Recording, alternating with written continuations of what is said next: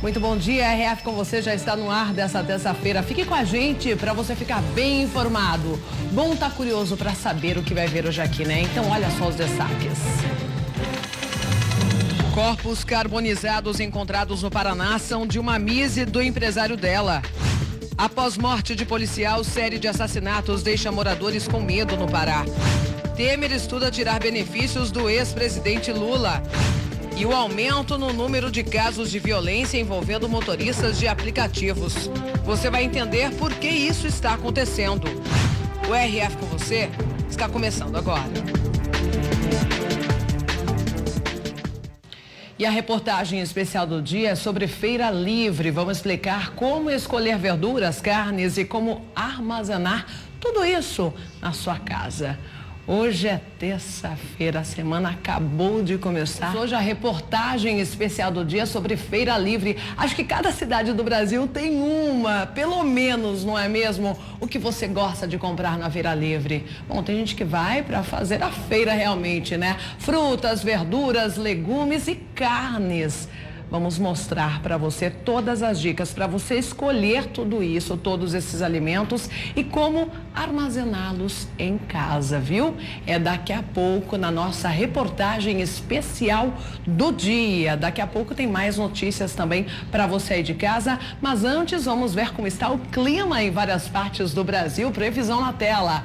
Capital, São Paulo, mínima 17, máxima de 27 graus, sol entre nuvens. No Rio de Janeiro, muito sol por lá, mínima de 22, máxima de 29 graus. E em Recife, nublado, mínima de 23, máxima de 28 graus. Daqui a pouco, mais cidades aí com a previsão do tempo. E um laudo comprova que os corpos carbonizados encontrados no final de março no Paraná são de uma miss e do empresário dela. A polícia ainda investiga quem cometeu o crime. O resultado saiu dias antes do previsto. De acordo com o laudo do Laboratório de Genética da Polícia Científica de Curitiba, os corpos encontrados carbonizados no dia 22 de março são mesmo da Miss Autônia Bruna Zucco e do empresário Valdir Brito Feitosa. A família do empresário identificou o carro. Já os pais da modelo tinham reconhecido pedaços de materiais que Bruna usava na faculdade e um celular muito parecido com o dela. A jovem foi vista pela última vez logo depois de descer do ônibus escolar. Bruna Zucco estudava psicologia em Umuarama e poucos minutos antes de desaparecer, trocou mensagens com o namorado. Até então, o rapaz tinha esperança de que ela poderia estar viva. A única coisa que eu queria para mim mesmo é saber a verdade, né? Desde que os corpos foram encontrados queimados na caçamba de um carro, a polícia corre para descobrir quem cometeu o crime e os motivos. 2 delegados e até o COP de Curitiba deram apoio nas investigações. A polícia não quis dar detalhes, apenas disse que várias pessoas já foram ouvidas e traçou a linha de investigação. Mas até agora, ninguém foi preso. Bom, e um universitário é suspeito de matar a namorada no Rio de Janeiro. Os dois eram de São Paulo. Altamiro Lopes dos Santos Neto, de 21 anos, é suspeito de ter envolvimento na morte da namorada, Patrícia Mitier Coique, de 22 anos. O corpo dela foi encontrado no carro do estudante de medicina com sinais de agressões. De acordo com a polícia, durante um patrulhamento no centro de Nova Iguaçu, os agentes foram alertados por pedestres que o universitário estava dentro de um carro com uma mulher desmaiada e muito machucada. Os PMs foram ao local, o estudante tentou fugir, mas foi interceptado na subida deste viaduto. O universitário foi levado para a divisão de homicídios da Baixada Fluminense no fim da noite para prestar depoimento. O carro dele foi apreendido para ser periciado. O casal era de São Paulo. Quanta tragédia. E uma grande apreensão de drogas no Rio de Janeiro põe em xeque a capacidade de intervenção militar em conter o tráfico de drogas. Tudo estava escondido no fundo falso deste caminhão-tanque durante uma fiscalização de rotina da Receita Federal em Cascavel, no Paraná. Os agentes desconfiaram do motorista porque ele ficou muito nervoso. A droga foi descoberta quando o veículo passou pelo raio-x no Porto Seco de Foz do Iguaçu. Foi necessário o apoio do Corpo de Bombeiros para retirar a cocaína do esconderijo. A Polícia Civil do Rio não quis dar maiores detalhes para não atrapalhar as investigações, mas revelou que o destino final da droga era a comunidade da Rocinha, a maior da América Latina. Um motorista foi preso, mas preferiu ficar em silêncio. A estimativa é de que o tráfico na Rocinha fature mais de 10 milhões de reais por mês. Um desafio para a intervenção federal, que tenta ainda reduzir os índices de violência e solucionar as dezenas de homicídios que ocorrem no estado, como o da vereadora Marielle Franco e do motorista Anderson Gomes. O chefe de Polícia Civil do Rio, Rivaldo Barbosa, e o secretário de Segurança, General Richard Nunes, se reuniram com o superintendente da Polícia Federal e o Procurador-Geral de Justiça. Sem dúvida alguma, nós acreditamos muito numa boa linha de investigação que está sendo caminhada. O chefe do Ministério Público disse ainda que é hora de fechar o cerco contra as milícias. A polícia já ouviu 8 vereadores, na condição de testemunhas. Alguns deles já denunciados por envolvimento com grupos paramilitares. Outros com reduto eleitoral em regiões também controladas pelas milícias. Os colaboradores ligados a esses vereadores também estão sendo investigados, como Carlos Alexandre Pereira, assessor do vereador Marcelo Siciliano, que foi morto a tiros no domingo. Agora vamos para o Pará. A polícia do estado investiga uma sequência de assassinatos após a morte de um policial. Foram 7 assassinatos na região metropolitana e 5 na capital, Belém. As primeiras mortes foram em 10 minutos, em ruas próximas de Ananindeua. A primeira vítima foi um cadeirante identificado como Jonathan Matos Maia, de 28 anos, que estava com uma mulher grávida de 8 meses, atingida com uma bala na mão. Os outros 3 assassinatos apontam para os mesmos autores do crime, todos com característica de execução. Testemunhas relatam que eram 2 homens numa moto e um carro dando cobertura. Tudo leva a crer que foram os mesmos autores em razão da sequência de crime. Provavelmente com característica de execução, e é em cima desse trabalho, dessa versão, que nós estamos iniciando as investigações. A Secretaria de Segurança Pública do Pará criou um gabinete especial para reforçar o policiamento na Grande Belém. Além do efetivo normal, outros 120 policiais já estão atuando nas ruas. A sequência de assassinatos começou pouco depois da morte de mais um policial militar. No total, já são 19 policiais mortos só este ano no estado. Belém virou uma fobópole, quer dizer, o locus, a cidade do medo. Por conta disso, as pessoas não saem mais à noite. O espaço público da região metropolitana de Belém, do estado do Pará inteiro, foi completamente fatiado por organizações criminosas. E o ex-vereador Maninho do PT e o filho dele foram indiciados por agredir um homem durante uma manifestação em frente ao Instituto Lula. Pai e filho foram interrogados durante 3 horas. Manuel Eduardo Marinho, o Maninho do PT, foi o primeiro a depor. Na saída, ele tentou justificar o motivo da agressão contra o administrador de empresas Carlos Alberto Bettoni. Um desentendimento natural. Obrigado. Natural, mas acabou com uma pessoa com traumatismo craniano. Nós lamentamos muito. A justiça vai averiguar e vai tomar as providências. O filho dele, Leandro Eduardo Marinho, não conversou com os jornalistas. Os 2 foram indiciados por lesão corporal dolosa, quando há intenção, contra Carlos Alberto. O administrador de empresas se manifestou a favor da prisão de Lula na última quinta-feira, em frente ao Instituto Lula, na zona sul de São Paulo. O senador petista Lindbergh Farias saiu do local e teria sido xingado por Carlos Alberto. O homem foi empurrado por 3 agressores. Ele também recebeu chutes. Carlos Alberto fez gestos pedindo para que a agressão parasse. O senador Lindbergh Farias não interveio para impedir a violência. Maninho do PT empurrou o administrador de empresas para o meio da rua. Ele caiu, bateu a cabeça no para-choque do caminhão e desmaiou. Em depoimento, Manuel e Leandro deram versões idênticas aos policiais. Eles disseram que a intenção não era machucar o administrador de empresas, e sim afastá-lo do local para evitar confusão. Tanto faz se foi para afastar ou não, eles agrediram. Foi intencional. Por isso que é uma lesão corporal dolosa. Nesta terça-feira, um perito do Instituto Médico Legal vai até o hospital para avaliar os ferimentos provocados durante a agressão. Se for constatado uma lesão gravíssima, a pena pode chegar a 8 anos de prisão. Muito desgastante, ele vê aquele sofrimento dele ali, todo cheio de hematomas, de curativos, uma pessoa que estava super bem, saiu para ir na podóloga e voltar naquele estado. Muito triste. Carlos Alberto passou por uma cirurgia e está internado na UTI deste hospital. A possibilidade de sequelas ainda não está descartada. Ele deve passar por uma nova cirurgia para a reconstrução de um osso. Bom, agora vamos para Curitiba. O ex-presidente Lula permanece preso na Superintendência da Polícia Federal. Isso tem mudado, claro, a rotina de quem precisa dos serviços da PF. A Polícia Militar manteve o bloqueio das ruas próximas e limitou o acesso de carros e pedestres.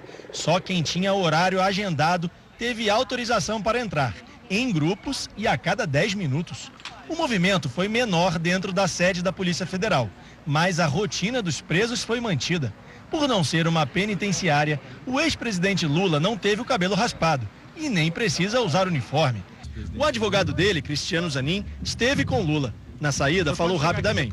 Olha, ele está lendo e passando ali tempo, principalmente com a leitura. O ex-presidente Lula permanece isolado no último andar do prédio da Polícia Federal aqui em Curitiba e até agora só teve contato com o advogado Cristiano Zanin.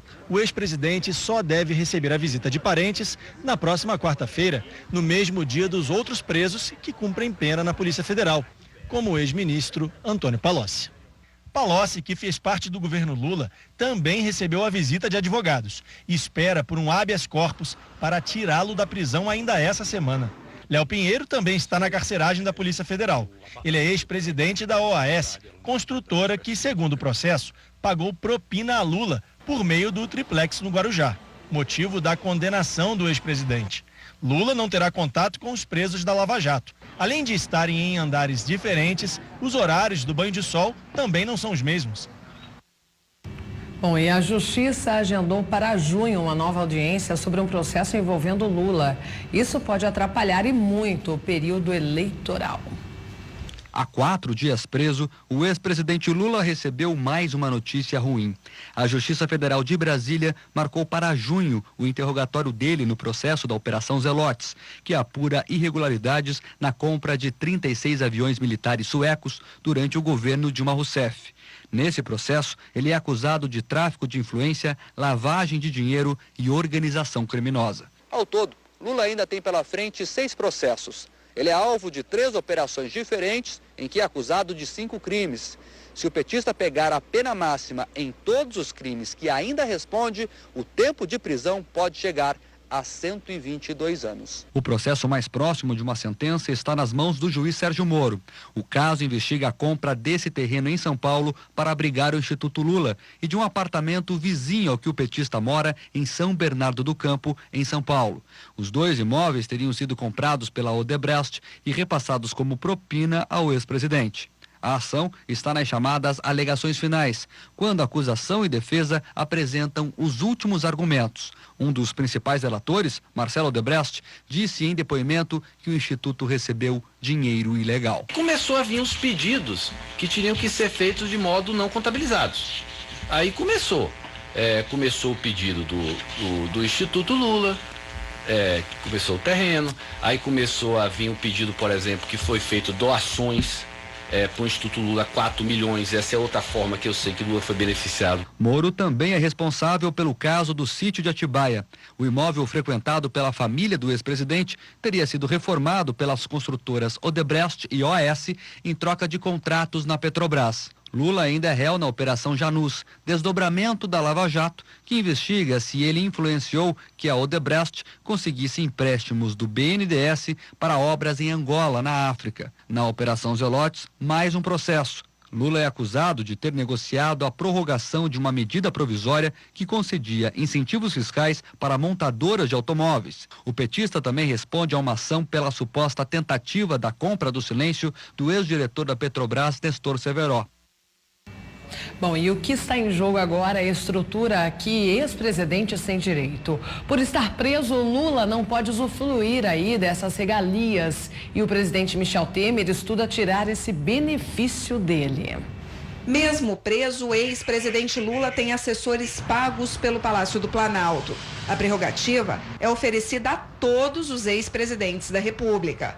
A lei, que foi regulamentada pelo próprio Lula, diz que, terminado o mandato, todo ex-presidente poderá ter permanentemente 4 seguranças, 2 carros com motoristas e 2 assessores à disposição dele. Eu vou achar estranho se ele ficar na cadeia e manter com assessor, na minha ignorância jurídica. A lei diz ainda que os servidores e os motoristas poderão ser escolhidos pelos ex-presidentes e serão pagos pela Casa Civil. Como o ex-presidente Lula não tem mais como fazer uso de toda essa estrutura, o presidente Michel Temer estuda cortar esses benefícios. Mas para isso, primeiro pediu um parecer técnico para o Departamento Jurídico da Casa Civil. Hoje, os ex-presidentes José Sarney, Fernando Collor de Mello, Fernando Henrique Cardoso e Dilma Rousseff têm essa regalia. Bom, agora as notícias do interior de São Paulo. Chegou ao fim a greve dos servidores de Limeira. Isso aconteceu após o presidente do Legislativo melhorar a proposta inicial pedida pelo sindicato da categoria. A contraproposta do presidente da Câmara, Zé Damix, foi aceita pelos servidores. Depois de uma assembleia no plenário do Legislativo, eles chegaram a um acordo de 4% de reajuste geral, 5% no Vale Alimentação e 5% no reajuste do Vale Refeição. A proposta inicial da atual gestão da Câmara foi de 2,84% de reajuste geral e 4% no Vale Alimentação. Porém, havia sido reprovada pelos servidores. O sindicato que representa a categoria entendeu que a contraproposta está dentro da margem de valorização e, por isso, foi aceita. Essa greve, então, era dos servidores públicos da Câmara Municipal de Limeira. E uma denúncia anônima levou o pelotão ambiental da Guarda Civil Municipal da cidade, aqui em Limeira, a um matadouro clandestino em um sítio na região do bairro dos Pires, área rural da cidade. No local, a polícia encontrou um homem de 49 anos que abatia bovinos de forma clandestina. As carcaças também eram descartadas de modo irregular, despejadas no mato ao redor da propriedade, causando contaminação do solo. A polícia encontrou ainda um freezer com 200 quilos de carne que foram apreendidas. O homem vai responder por crime ambiental e por irregularidade para a vigilância sanitária e ainda será multado. Ele foi levado para o plantão de flagrantes e o caso será conduzido pelo delegado. Já a vigilância sanitária ficará responsável pelo descarte das carnes. Bom, e agora vamos falar da Operação Cadeia Alimentar. 32 municípios paulistas e servidores estão sendo investigados. Limeira é um deles. Veja na reportagem de Larissa Israel. O questionamento da merenda escolar em Limeira partiu deste vereador. Cleiton Silva recebeu uma denúncia que apontava que alguns itens não estavam sendo servidos na merenda escolar em algumas creches de Limeira. Fui numa reunião com o CAI, que é o Conselho de Alimentação Escolar, o qual ele disse para nós que estavam faltando 19 itens na merenda escolar. Aí eu fui em loco em algumas creches, em algumas escolas e vi realmente que está faltando 15 itens. 15 itens parece que não prosperou a licitação e realmente está faltando. Então, eu percebi, quando eu fui nas creches, que estava servindo no desjejum, no café da manhã, apenas leite com açúcar, pão puro ou pão com mortadela. Então, verificando essas escolas que eu fui, eu montei uma denúncia e trouxe aqui na Comissão de Educação. Segundo o vereador, 15 itens estão faltando na merenda escolar, em pelo menos 4 creches da cidade. Além disso, o parlamentar comparou o cardápio da gestão passada com o cardápio apresentado pelo governo atual e constatou a falta de opções. Em maio de 2016, a lista de alimentos era variada durante a semana. Já a situação atual é bem diferente. Eu consegui informações do cardápio do governo passado, você vê que o desjejum é variado. Tem leite com chocolate, leite com morango, também o leite puro, mas tem pão com requeijão, pão com geleia, o próprio pão com manteiga, ou então alguns biscoitos variados, biscoito de leite, de maisena. E nesse cardápio dessa gestão, do mês passado, era só leite e pão. De segunda a sexta. Quando não era pão puro, era pão com mortadela. E eu acho que uma criança de 1 ano e meio, 2 anos, o pão com mortadela, com esse embutido, não é muito saudável, não tem um valor nutritivo adequado para aquela criança. Além disso, o vereador ainda questiona a procedência de alguns alimentos que são servidos, como, por exemplo, a carne. Mas este não é o único questionamento que envolve a merenda escolar de Limeira.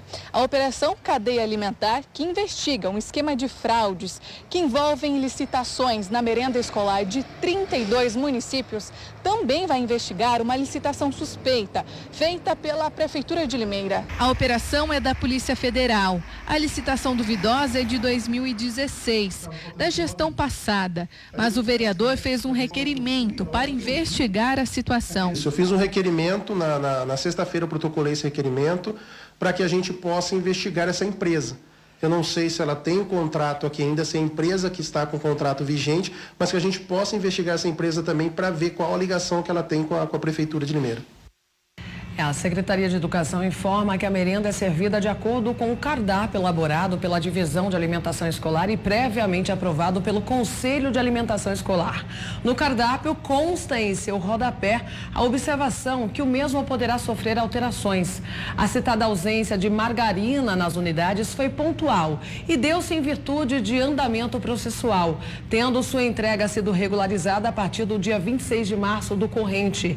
Em algumas unidades, a ausência desse tipo ocorreu em meados de fevereiro. Em outras unidades, sequer houve ausência do mesmo. Nas unidades em que o item ficou indisponível, houve a substituição de acordo com a orientação dos técnicos de nutrição. E pais reclamam da falta de pediatras em um hospital de Minas Gerais. A demora por atendimento na emergência pode chegar a horas. A recepção do Hospital Infantil João Paulo II está lotada. O chão da unidade está imundo. Mães e pais com crianças nos braços, esperando o atendimento que não vem. Isabelle trouxe o filho Douglas, de 3 anos, com suspeita de infecção. Chegou às 3 da tarde. O menino só passou pela consulta às 11 da noite. Sem comida, sem nada, só a base de água. Quando Cleonice chegou ao hospital, encontrou todas as cadeiras da recepção ocupadas. O filho de 1 ano e meio teve que ficar no colo. A senha dela era 247. 100 pessoas estavam na frente do menino. Ele está dando febre também, então eu vou ter que aguardar. Não tem para onde correr. Por causa do horário, nenhum funcionário pôde dar entrevista ou passar qualquer tipo de informação.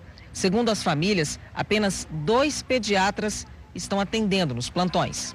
Aos pais e às crianças, restava apenas esperar. Você como mãe, como é que você se sente diante de uma situação dessa? Indignada, porque eles acham que aqui a gente está fazendo favor para a gente, mas isso é dos nossos impostos.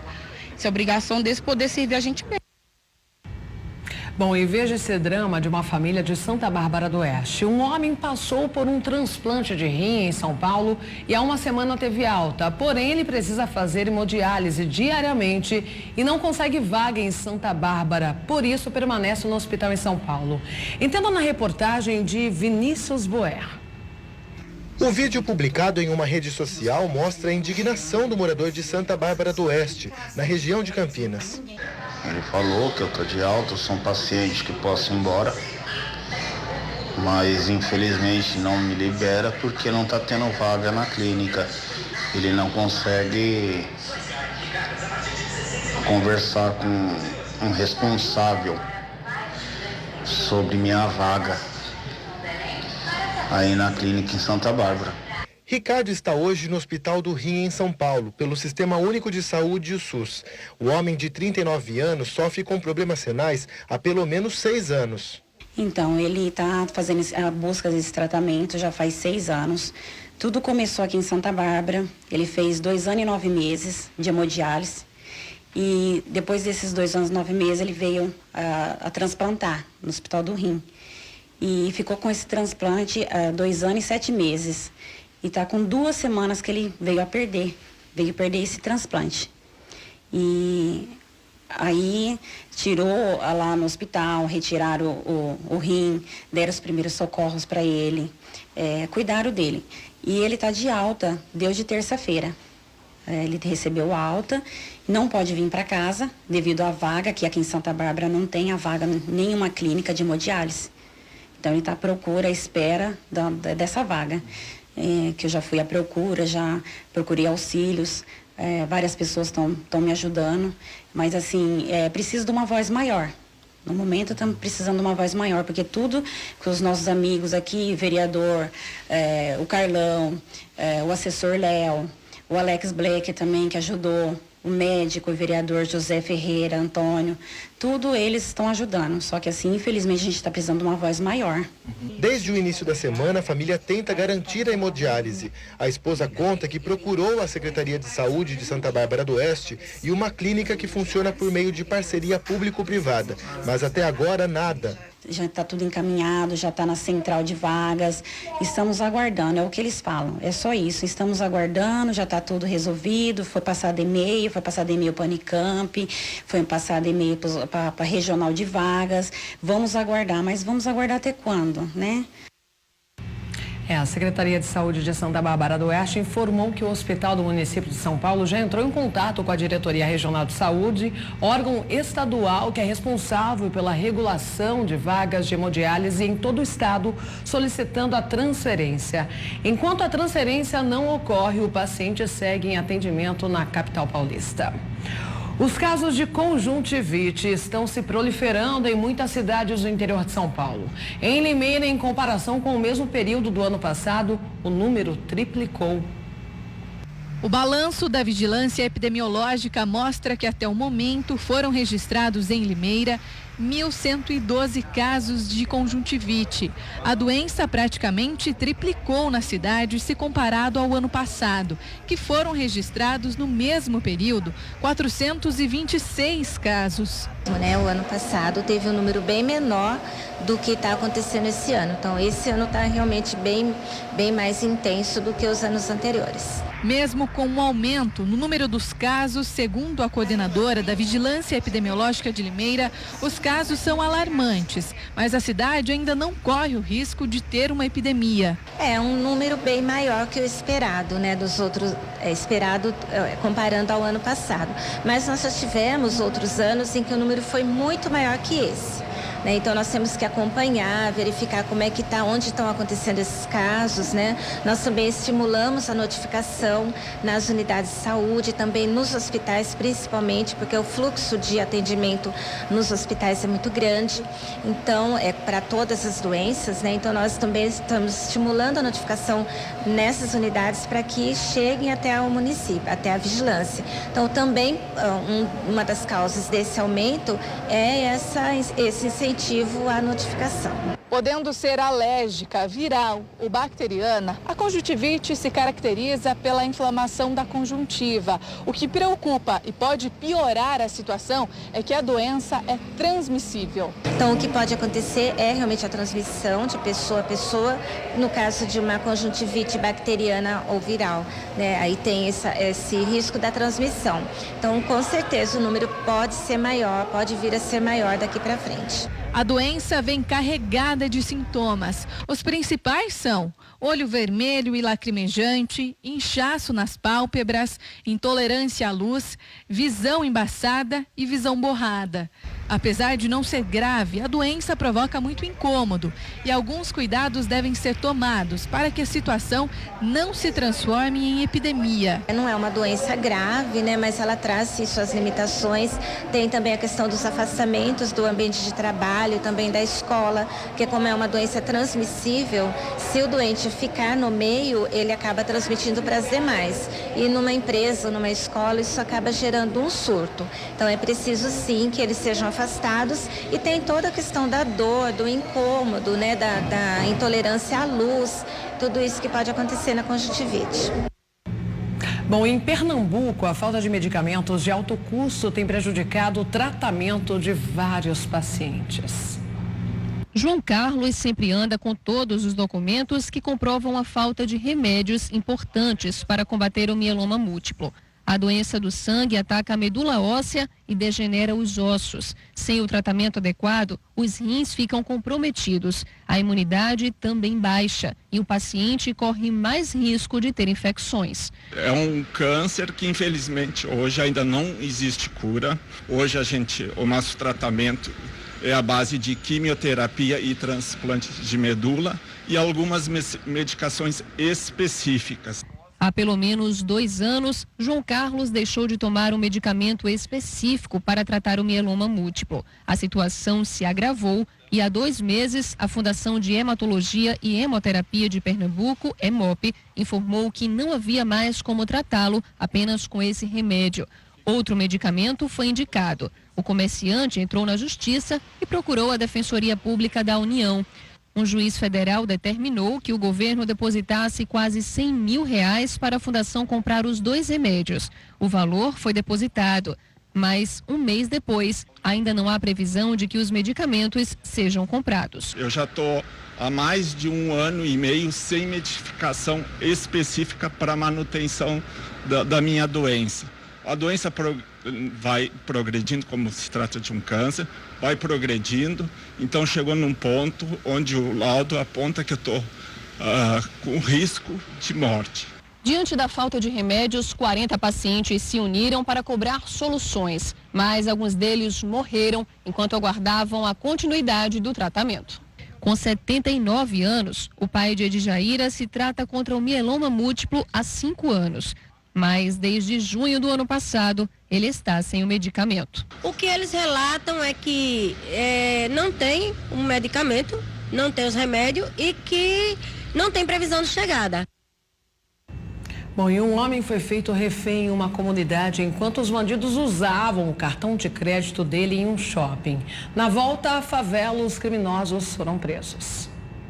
Mercadorias de marca, tênis que custam R$1.300. Chinelos de 200. Os bandidos faziam uma festa em um shopping de São Paulo, enquanto o dono do cartão era mantido preso em uma comunidade. No clima da Copa, eles ainda compraram camisas oficiais de 4 seleções de futebol, além de uísques e energéticos. No total, gastaram quase R$5 mil. Mas quando eles voltavam do shopping para a comunidade, encontraram uma viatura da polícia. Ficaram nervosos e aceleraram. É claro que os militares perceberam e foram atrás. Os 2 pararam o carro, tentaram fugir a pé, mas acabaram presos. William Gomes do Nascimento tem 18 anos. Eliverton Muniz Feitosa tem 22 e um vasto currículo criminal. Já foi preso 6 vezes, por roubo, formação de quadrilha e até assassinato.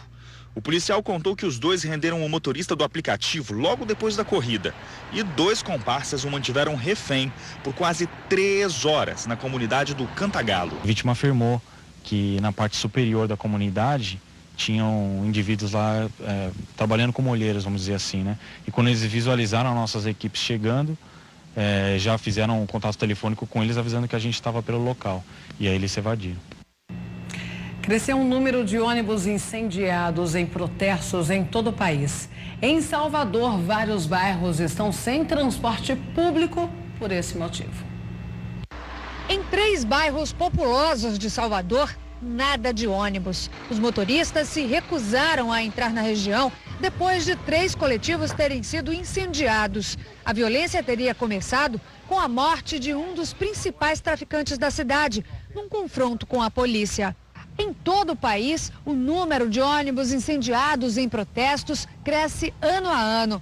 Só em 2018, 50 veículos foram alvos de ataques, 9 a mais que no mesmo período do ano passado. Em 2017, 300 coletivos deixaram de circular nas grandes cidades por causa do vandalismo, 14% a mais que em 2016. Um prejuízo para quase 1 milhão de passageiros.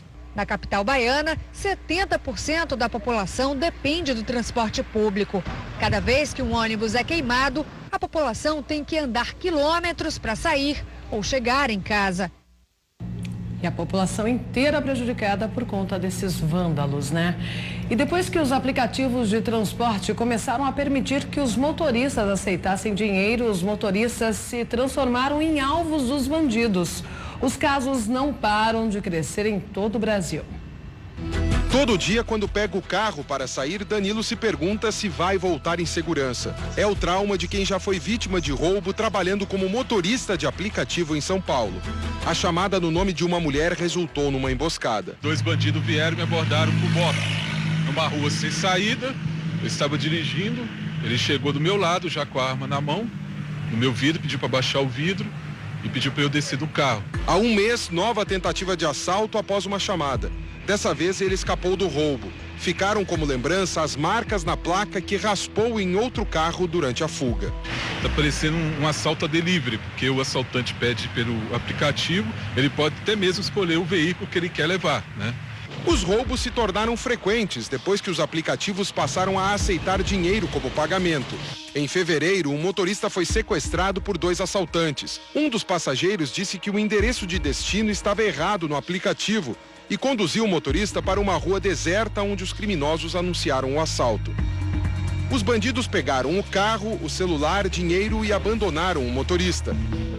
Na Grande São Paulo não é diferente. Em Osasco, Paulo Henrique Vieira Campos, de 27 anos, levou um tiro na cabeça enquanto dirigia. Ele fazia corrida para o aplicativo apenas nos fins de semana. A polícia registrou o caso como tentativa de assalto. Os bandidos não levaram nem a carteira, nem o celular do motorista. Os assaltos a motoristas de aplicativos se multiplicam de norte a sul do país. Em Macapá, um motorista foi vítima de 2 passageiros. Ao chegar no destino, um dos bandidos desceu do carro e anunciou o assalto. Mas o motorista conseguiu avisar os amigos do aplicativo a tempo da polícia chegar e prender os assaltantes. Em Campina Grande, na Paraíba, um motorista foi vítima de 2 assaltantes que roubaram o carro e dinheiro. Em Goiânia, uma câmera de segurança flagrou o momento de terror que um motorista de aplicativo passou. Espero mais segurança pra gente que é motorista de aplicativo, né? Mais segurança, mas eu não sei, aconteceu alguma coisa para diferenciar, porque a gente não tem segurança nenhuma nesse serviço. Em Ribeirão Preto, no interior de São Paulo, a vítima foi Giovanni Bento. A polícia encontrou o carro dele abandonado horas depois do assalto. O motorista foi chamado para uma corrida e acabou nas mãos de criminosos. Os bandidos danificaram o veículo e levaram dinheiro, celular e documentos. Em São Gonçalo, na região metropolitana do Rio de Janeiro, os assaltantes mataram Anderson Paulino da Silva, de 35 anos. Ele era motorista de aplicativo havia 7 meses. Em Curitiba, a vítima foi Denison Diego Hipólito, de 25 anos. Ele trabalhava desde o início do ano passado para o aplicativo. No velório, um colega de Denison falou sobre a insegurança que vive a categoria. A gente trabalha com medo, né? Cada chamada o coração acelera. Mas temos família, filho para sustentar, tem que se arriscar. Em Porto Alegre, vários motoristas já morreram. Eduardo Mazzoni Pereira, de 37 anos, foi vítima em fevereiro desse ano. Ele voltava para casa depois de mais um dia de trabalho. A polícia acredita que pelo menos 2 homens teriam participado do crime.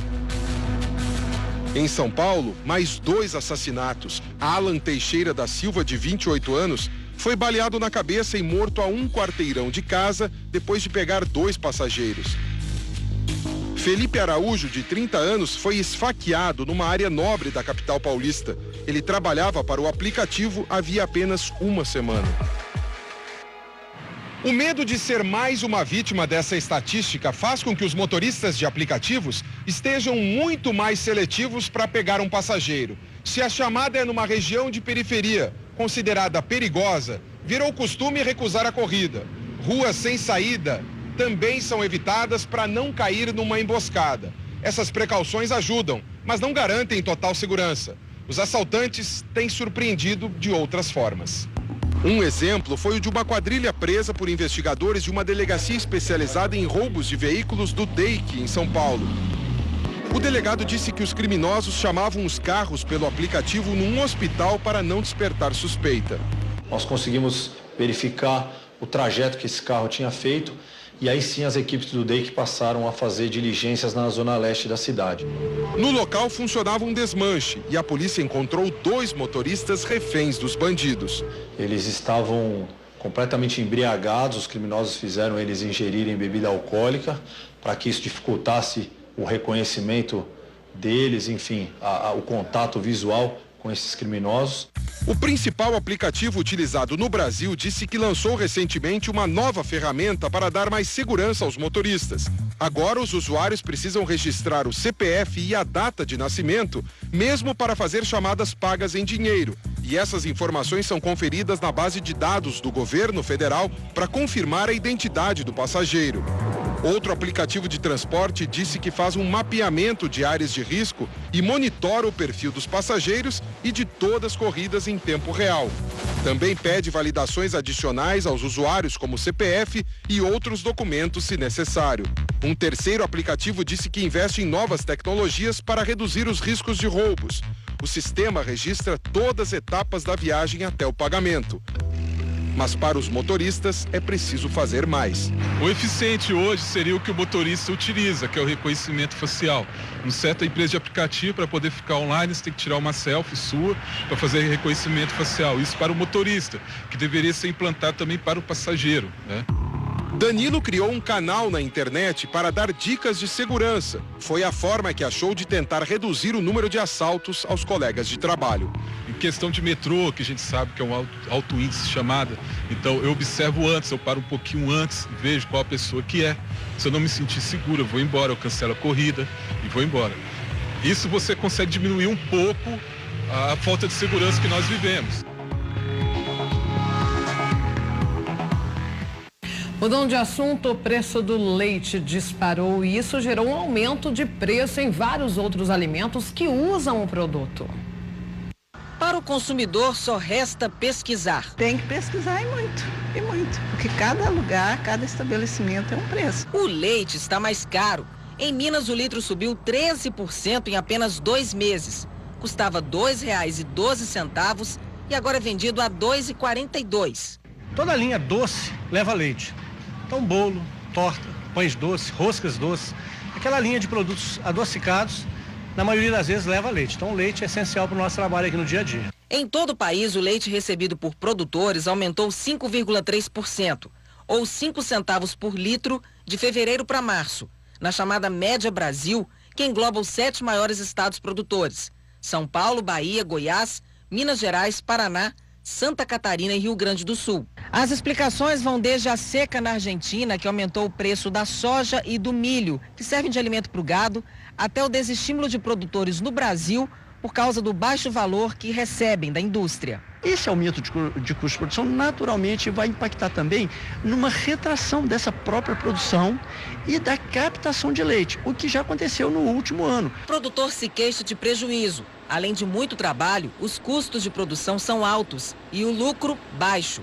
Para se ter uma ideia, são necessários 3 litros de leite para comprar 1 de óleo diesel usado, por exemplo, no trator, para alimentar o rebanho. De agosto de 2017 até janeiro, fevereiro desse ano, nós trabalhamos com um custo maior do que o recebido pelo litro de leite produzido. É muito difícil se acordar todo dia, se trabalhar de sol a sol, debaixo de chuva, e chegar no final do mês, não sobrar dinheiro. Você quase que pagar para trabalhar. Olha, daqui a pouco tem a reportagem especial aqui no RF com você. O assunto é Feira Livre. Certamente nossa cidade tem uma, né? Mas você sabe aí como escolher bem fruta, verdura, legumes e as carnes também que são vendidas aí nas feiras livres? Não sabe? Pois bem, vou dar todas as dicas para você. Inclusive dicas para você escolher na feira e depois como armazenar em casa todos esses alimentos de forma segura, viu? É daqui a pouco, reportagem especial do dia. Vamos falar sobre as feiras livres, mas antes, momento, aquele abraço e beijo para você que participou do RF com você, mandando a sua selfie. Eu sempre estou pedindo agora a selfie, assistindo realmente o RF com você. Então vamos lá para a primeira participação, já está na tela. Beijão, Wellington. Paraibuna, interior de São Paulo, desse jeito, olha, a selfie comigo aqui atrás. Beijão pra você, o Lázaro de Manga, Minas Gerais. Super beijo também, Lázaro. Beijão pro Galego de Milagres, Ceará. Jolino de Esplanada, Bahia. Beijão pra você, ótima terça-feira. E o Joelmio de Euclides da Cunha, Bahia. Anota o nosso WhatsApp para você também fazer a sua selfie assistindo aqui. E o Daniel de Piracicaba sempre participando. Adoro o RF com você. Beijão para você, viu? Ana Tales de Beira Rio também, Bahia. Trabalhando e assistindo, ligadinho no RF com você. Bom, vamos para a reportagem especial. Vou até sentar aqui na minha poltrona, né? E já temos, inclusive, participação aqui. Marielle, sempre vão na feira ou hortifruti para fazer a compra. Então, olha, fique ligadinho, viu, Jeremias de Cruzeiro, interior de São Paulo? Porque agora você vai saber os detalhes aí de como escolher. Aliás, feira livre, né? Acho que cada cidade tem uma, né? Eu adoro ir na feira também, comer pastel, caldo de cana. Olha, a rotina começa bem cedo, né? E com aquela animação, viu? Todo lugar tem uma. Tamo na feira, tamo no corre. É nós da fita. Eu gosto de vir na feira. Eu vou de quinta-feira e domingo. Frutas, legumes, verduras. Eu gosto da feira, eu gosto do produto da feira, eu moro do lado da feira, então para mim é praticidade. 3 coisas que não podem faltar numa feira: Pastel, caldo de cana e freguês.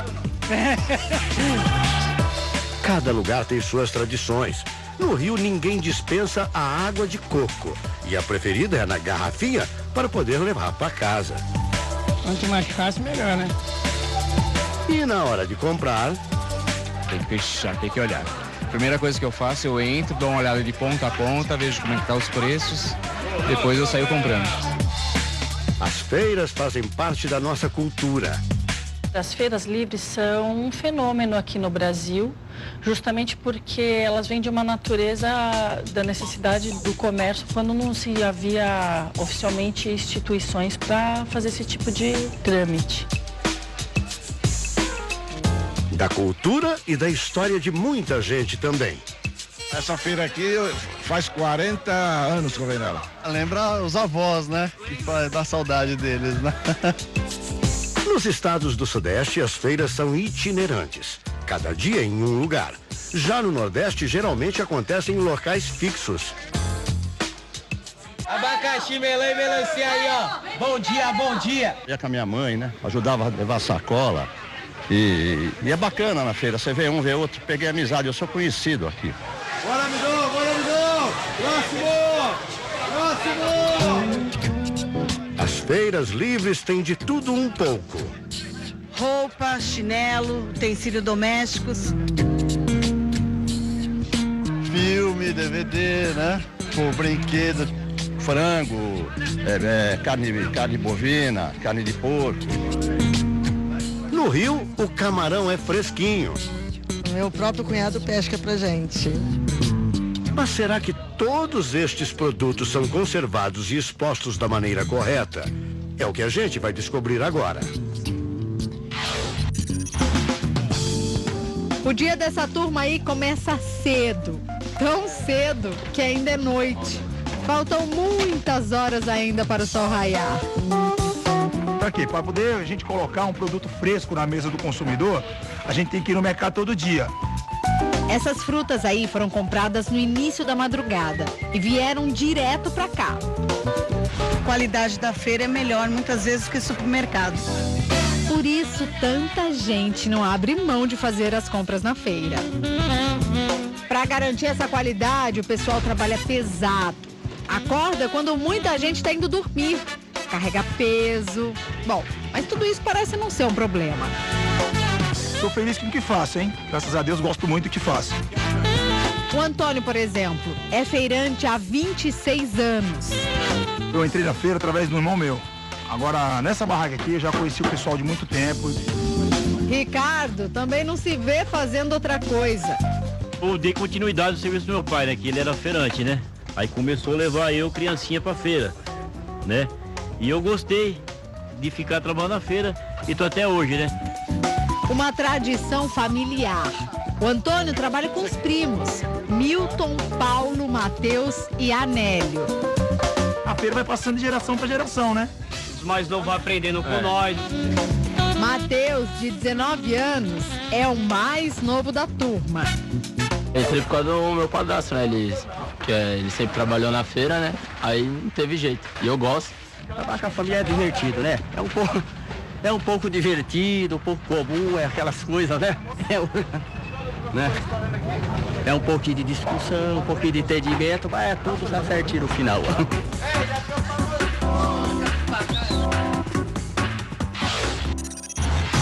Tem frutas, verduras, tem pastel, flores e até panelas.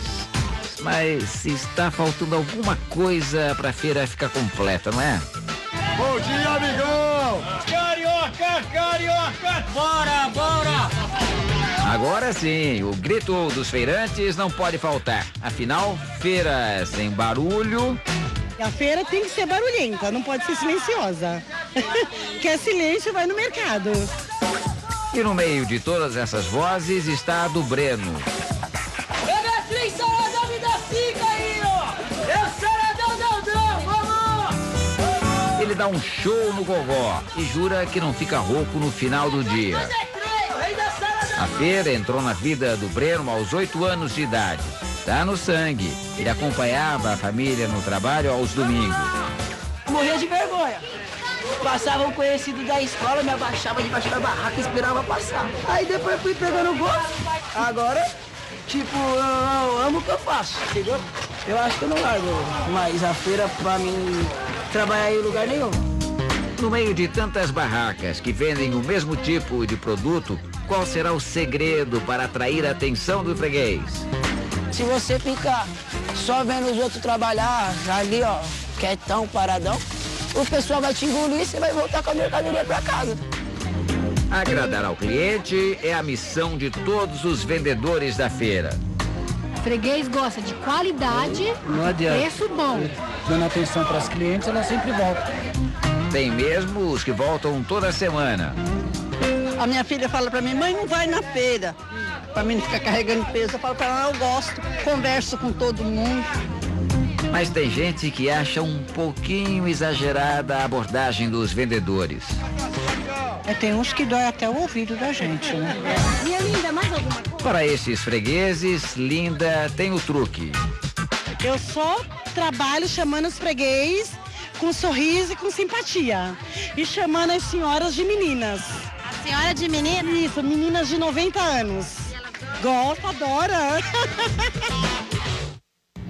Feira sem bagunça, sem som alto, não é feira, não é mesmo? Olha, a Glorinha de Itabaianinha, ela diz aqui só tem feira de sábado. Aproveita o sábado, então, para fazer a feira, viu? Eu adoro, como eu já disse, ir na feira, principalmente para comer aquele pastel, aquele caldo de cana. Tem tudo a ver com feira, né? E daí, com tantos produtos à disposição, fica difícil escolher a melhor verdura, legume ou fruta. Então, vamos ver uma reportagem com dicas simples e eficazes, viu? Na hora de escolher bem o alimento. Toda semana, a Dona Santina repete esse trajeto. Com o fiel companheiro, este carrinho com mais de 40 anos, ela vai às compras. A primeira barraca escolhida é a de vegetais. Dona Santina pega algumas mandioquinhas e logo dá a primeira dica. Escolhe lá, ver se não tá machucada só, tá vendo? Tá branquinha, tá vendo? A consistência também é importante. Os vegetais, eles murcham bem rápido, pepino, cenoura, então assim, a própria beterraba, eles vão ficando moles. Quando eles já começam a amolecer, eles já estão envelhecidos. Assim como ficar atento à integridade e ao brilho das cascas no caso de vegetais mais delicados, como o tomate e a berinjela. Às vezes ela tem uns furinhos assim, ó. E esse furinho tem bichinho, então tem que olhar bem. Já as frutas devem ser brilhantes e firmes, mesmo quando maduras. Mas atenção, hein? Nada de apertar demais. Você imagina quantas apalpadinhas uma fruta ganha? Só para observar mesmo, tá? As características dela para ver se não tem nenhuma podridão. Qualquer alimento amassado ou com a casca rompida pode sofrer perdas nutricionais e aumentar o risco de contaminação. As verduras precisam de atenção redobrada. Elas não devem estar murchas e nem amareladas. Isso aqui, você chegando em casa, você vai perder muito rápido. Já a alface fez sucesso. Dona Santina escolheu uma crespa e uma americana. De quebra, pegou um maço de salsinha. Isso aqui tá bonito, tá verdinho. Consumidoras espertas, né? Bom, depois de fazer a feira com o carrinho cheio, é hora de armazenar corretos os alimentos. A boa higiene é fundamental, a gente já sabe, né? Mesmo que você perca alguns minutos fazendo isso em casa, gente, vale a pena para se proteger, inclusive de doenças. Na hora de organizar no carrinho, os legumes devem ficar no fundo, seguidos das frutas mais resistentes. As mais delicadas, assim como os vegetais, devem ficar na parte de cima para não amassar. Hora de voltar para casa e organizar tudo. O primeiro passo é higienizar as folhas. Dona Santina separa uma a uma, lava em água corrente e coloca em uma solução com água sanitária. E você prepara uma solução clorada, que a gente chama, 1 litro de água para 1 colher de hipoclorito, né, que é a água sanitária. Depois de 15 minutos, as folhas são lavadas novamente e secas. Dona Santina tem uma centrífuga própria para isso. Mas o bom e velho pano de prato também funciona bem. É importante tirar todo o excesso de água para as folhas não estragarem dentro da geladeira. Os vegetais são lavados com esponja macia e também ficam imersos no hipoclorito de sódio ou na água sanitária diluída. Dona Santina enxágua tudo, seca e guarda em saquinhos. Já as frutas são lavadas apenas em água corrente. O caqui, depois de seco, é envolto em plástico filme e vai direto para a geladeira. Outra dica simples que eu faço, inclusive em casa, aí para tirar toda a água da verdura, principalmente legume, colocar aquele papel toalha, sabe, dentro da vasilha, no fundo da vasilha, coloca a verdura ali, depois de já sequinha, né, ela fica totalmente seca, daí você guarda na geladeira. E daqui a pouco eu vou mostrar aqui no RF com você como escolher carnes. Esse assunto também gera muitas dúvidas, não é mesmo? Daqui a pouco, portanto, não saia daí por nada desse mundo. Vamos ver o clima em outras cidades aqui do Brasil. Previsão na tela: Limeira, interior de São Paulo, sol entre nuvens, mínima 17, máxima de 32 graus. Em Campinas também segue essa mesma tendência no clima, sol entre nuvens, mínima 17, máxima de 30 graus. Já em Porto Ferreira, sol entre nuvens, também mínima de 18, máxima de 31 graus. E seguimos então com a reportagem especial. Voltamos, agora vamos falar, né, sobre as feiras livres. Voltamos a falar sobre as feiras livres. Você já aprendeu como escolher as frutas, verduras e legumes. E agora vem as dicas de como comprar a carne também. As barracas especializadas em carnes e peixes dividem opiniões. Eu sempre compro peixe, frango e carne aqui. Depende do tipo da carne. Eu não gosto, eu gosto mais de comprar no açougue mesmo. Mas afinal, é seguro comprar esse tipo de alimento na feira? É seguro a partir do momento que você vê que são acondicionados, são transportados corretamente em ambientes refrigerados. Em muitos casos, os feirantes usam gelo para manter a temperatura das carnes. É importante se certificar que a água usada é potável. No caso dos peixes, algumas características podem indicar se o pescado é fresco ou não. Tem que estar com os olhos brilhantes, a escama não pode estar soltando, as gueuras, que é aquela que fica por debaixo, nessa parte aqui do peixe, levantar, ver se ela está bem vermelho, brilhante. As carnes bovinas devem apresentar um vermelho vivo, sem manchas.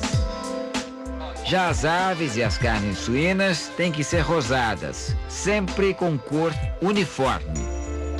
E o odor é importante, porque se você tem uma carne que ela tem um cheiro mais forte, um frango ou peixe, realmente não está bom para consumo e muito menos para compra. Dicas simples que podem evitar muita coisa, né? E a Feira Livre, de fato, facilita muito a vida dos moradores. Agora imagina uma feira no quintal da sua casa. Pois é, essa comodidade já acontece na capital paulista em alguns condomínios. Vamos ver. Se Feira Livre é sinônimo de praticidade, essa aqui então facilita a minha vida e eu tenho certeza que de todos os moradores. É só descer o elevador.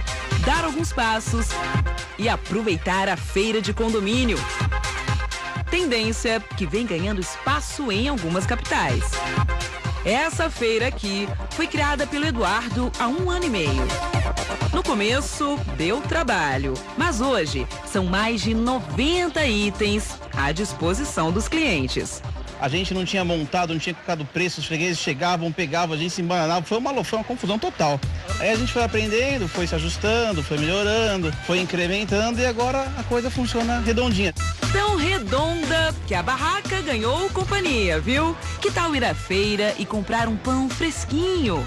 O tradicional pastel também não pode faltar.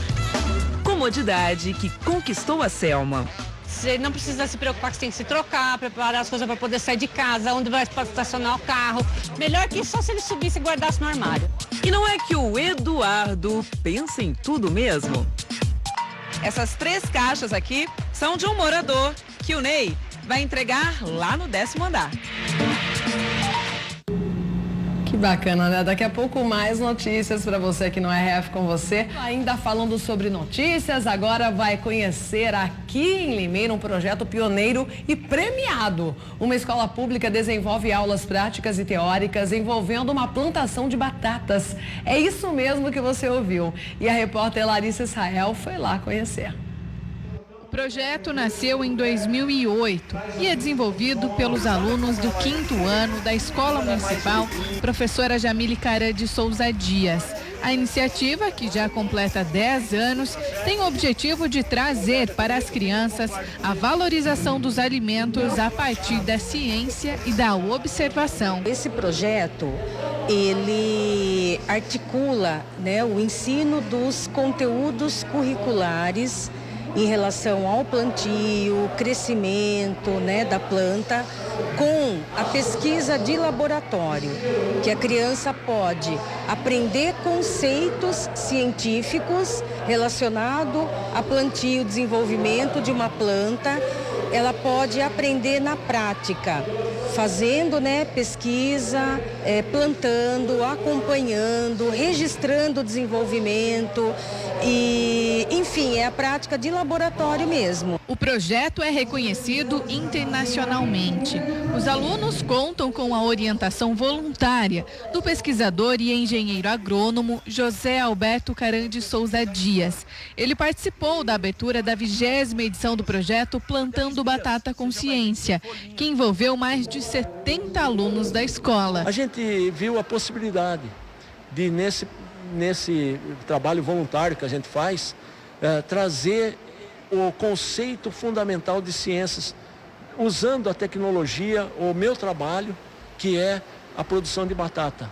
A pesquisa com doenças de vírus em batatinha. E outra coisa, a batatinha, ela tem um ciclo curto, 80 dias, 75 dias, então pega o período letivo. Tanto é que esse projeto agora, ele se repete no semestre seguinte. Os alunos participam de aulas teóricas e práticas. Dentro da estufa, eles acompanham de perto o ciclo que envolve uma plantação de batatas.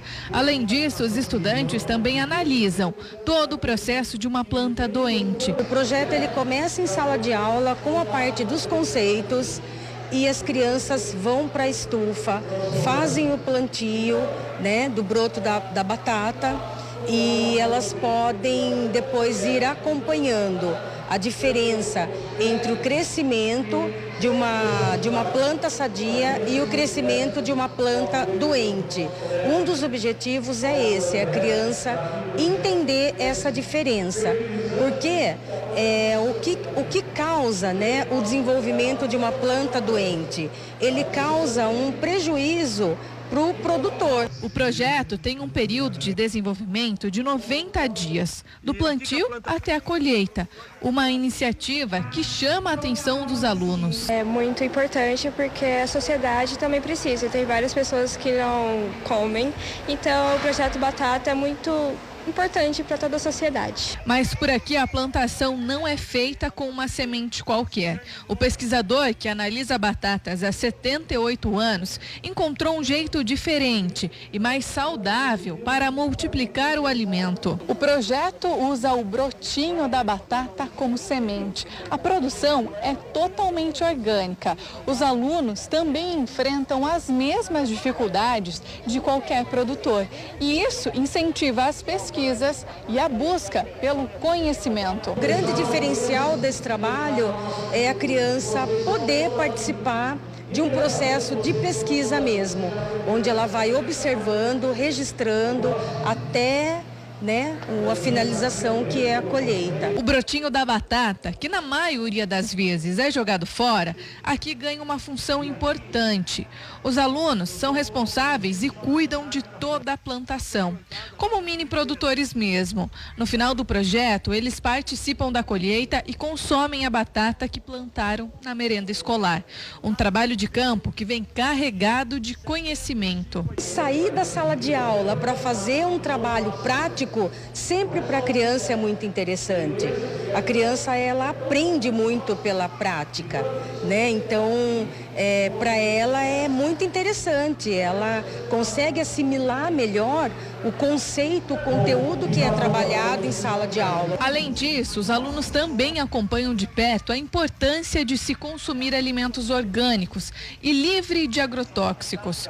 Tudo com base em conhecimento científico. Há 10 anos, então, estamos ensinando criança conceito de ciência, de ser formando talvez um cientista. E esse interesse já despertou em alguns alunos. Tem criança já fazendo a sua própria plantação. Lá em casa também eu estou plantando feijão. Eu estou plantando 2 tipos de feijão, o preto e o branco. Agora eu não vou mais pegar a batata e tirar o brotinho dela e jogar fora, porque eu sei que ele também é uma semente que também pode ser plantado e por ele gerar outra batata. É um projeto que realmente deu certo, né? Eu mesma já fiz essa matéria muito tempo atrás, quando trabalhava ainda em outra emissora. Bom, momentos finais aqui do RF com você. Fotos, mais participações. Momento beijo aqui, né? Mari de Canápolis, Bahia. Beijão pra você, sua linda. Rosiane de Jaguaripe, Bahia também. Beijão. Wesley de Cipó, Bahia, sempre participando. Olha a audiência forte na Bahia, hein? Wallace de Valença, Rio de Janeiro, super beijo, ótima terça-feira. Ótimo dia também para Viviane de Piracicaba, aqui interior de São Paulo. Beijão, Viviane. Rubens de Hortolândia, também interior paulista, super beijo para você. Nanda de Simão Dias, Sergipe, beijão, Nanda. Abraço e beijo para Teca de Santa Helena, Paraíba. Essas foram as participações. Amanhã fique ligadinho porque você pode mandar a sua selfie também, viu? Vou embora, mas eu volto amanhã, quarta-feira. Até lá, se Deus quiser.